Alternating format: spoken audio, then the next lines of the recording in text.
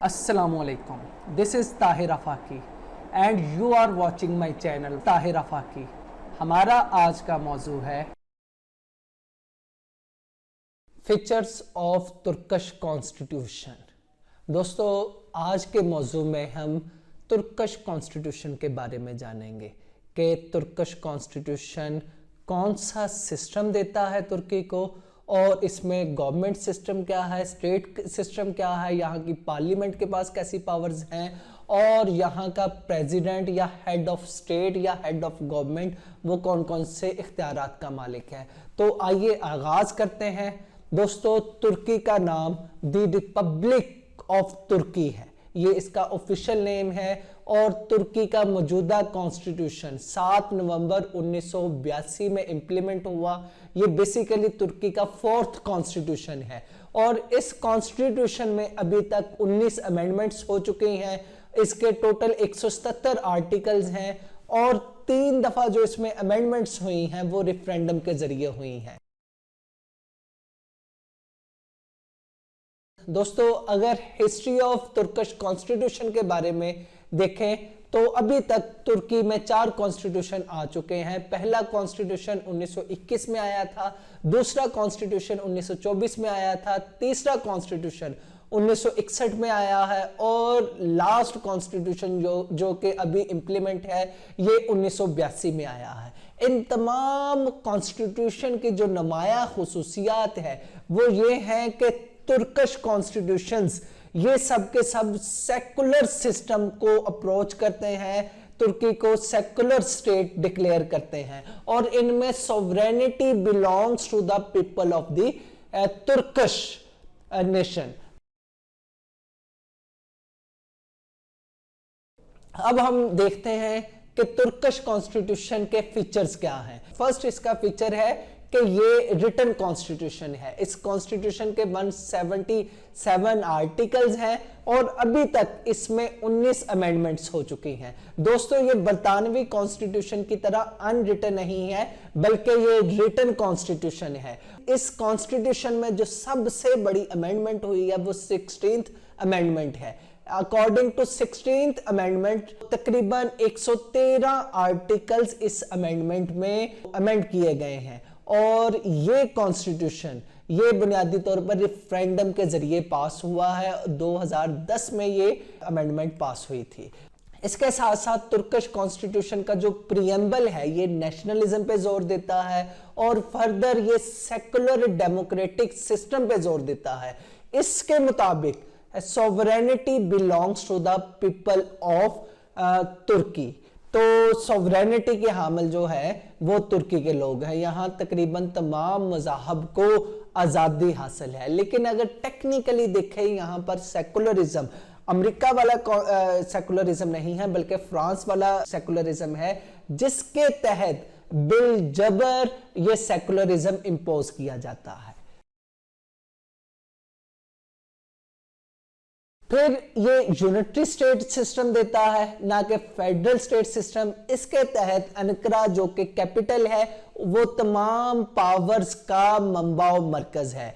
तुर्की की grand national assembly के पास तमाम तरह की लेजिस्लेटिव पावर्स हैं। इसके अलावा तुर्कश प्रेसिडेंट एग्जीक्यूटिव हेड है, और इसके साथ साथ जुडिशरी बिल्कुल इंडिपेंडेंट है। तो यूं यहाँ पर जो सिस्टम है यूनिटी स्टेट सिस्टम में जो है प्रिंसिपल ऑफ सेकुलर डेमोक्रेसी जो है वो इंप्लीमेंट है।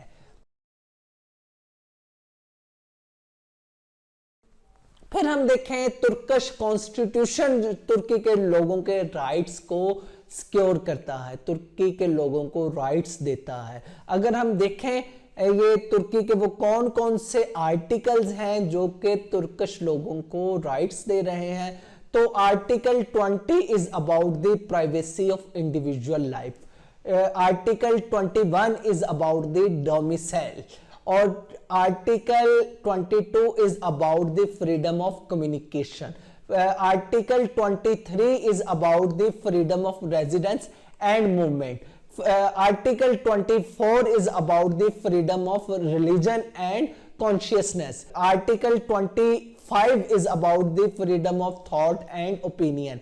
Article 26 is about the freedom of expression and Article 27 is about the freedom of science and arts. Article 35 is about the right of property. तो ये तकरीबन ये काफी आर्टिकल्स हैं जो कि तुर्कश लोगों को राइट्स देते हैं, उनके फंडामेंटल राइट्स को तुर्की का कॉन्स्टिट्यूशन सिक्योर करता है, बिल्कुल पाकिस्तानी कॉन्स्टिट्यूशन की तरह कि उसमें भी आर्टिकल 8 to 28 तक तमाम तरह के आर्टिकल्स वो राइट्स ऑफ द पीपल के बारे में है। तो इसी तरह इनके यहां भी यही सिस्टम है। फिर हम देखते हैं तुर्की का जो लेजिस्लेचर है ये यूनिकैमरल लेजिस्लेचर दे रहा है। यहां पर तुर्की के लेजिस्लेचर का नाम तुर्कश ग्रैंड नेशनल असेंबली है। इसके 550 मेंबर्स हैं जो कि 5 साल के लिए मुंतखब होते हैं। इन्हीं मेंबर्स में जो प्रोपोर्शनल रिप्रेजेंटेशन का भी असूल है कि जिसके मुताबिक जितनी रेशो किसी पार्टी को वोटिंग की मिली है तो उतने उसके मेंबर्स इसमें इंक्लूड होंगे। और फिर article 80 is basically about the sovereignty of grand national assembly. इसके मुताबिक अगरचे अवाम सॉवरन है लेकिन वो अपनी सॉवरेनिटी वोट के जरिए लोगों को मुंतखब करके उनको देते हैं। और article 7 is basically about all the legislative powers fall in Grand National Assembly। फिर हम देखें यहां पर प्रोपोर्शनल रिप्रेजेंटेशन का सिस्टम है। कम से कम किसी भी पार्टी को असेंबली में आने के लिए 10% वोट रिक्वायर्ड है। एग्जेक्टिव पावर्स तमाम की तमाम प्रेसिडेंट में फॉल करती है। According to Article 8, all executive power is vested in the President of the Republic and the Council of Ministers। तो काउंसिल ऑफ मिनिस्टर्स और प्रेसिडेंट जो है ये एग्जेक्टिव हेड है। जितने भी एग्जेक्टिव फंक्शन है ये सारे के सारे यही सरंजाम दे रहे हैं।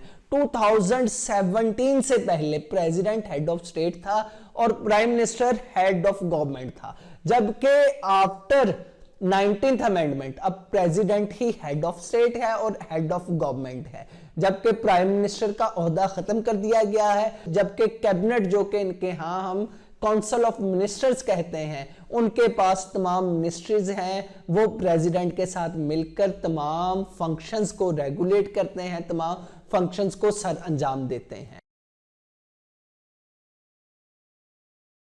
फिर अगर हम देखें जुडिशरी के बारे में तो यहां पर सेकुलर लीगल कोर्ट्स हैं। यहां पर बेसिकली सेपरेशन ऑफ पावर का कॉन्सेप्ट है कि जुडिशरी इटसेल्फ एक आजाद इदारा है। According to article 9 all judicial powers shall be exercised by independent courts on the behalf of Turkish nation।